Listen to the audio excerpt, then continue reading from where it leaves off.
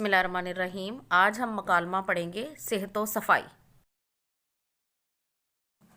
अली बेटा जल्दी उठो, सुबह हो गई। हाथ मुंह धो लो, देखो दांत साफ ज़रूर करना।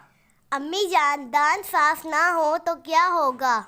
बेटा अगर दांत साफ ना होंगे तो मुंह से बदबू आएगी, कोई पास नहीं बैठेगा। दांतों का मैल खाने के साथ हमारे पेट में चला जाएगा और हम बीमार हो जाएंगे। अम्मी जान, सेहतमंद रहने के लिए क्या क्या ज़रूरी है? हमें चाहिए कि मुंह हाथ धोएं, नमाज पढ़ें और सैर को जाएं। हर काम वक्त पर करें, खुद भी साफ़ सुथरे रहें और घर को भी साफ़ सुथरा रखें। हफ्ते में एक बार नाखून ज़रूर काटें।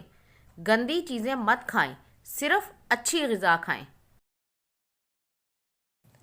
अम्मी जान, अच्छी ग़िज़ा क्या है?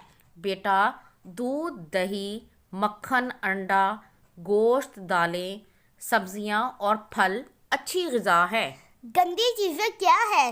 बाज़ारी चीज़ें, टॉफ़ियाँ, बर्गर और बोतल वगैरह सेहत को ख़राब करती हैं। अम्मी जान, आइंदा मैं सफाई का ख्याल रखूँगा और खाने पीने में एहतियात करूँगा ताकि बीमारियों से बच सकूँ। शाबाश बेटा।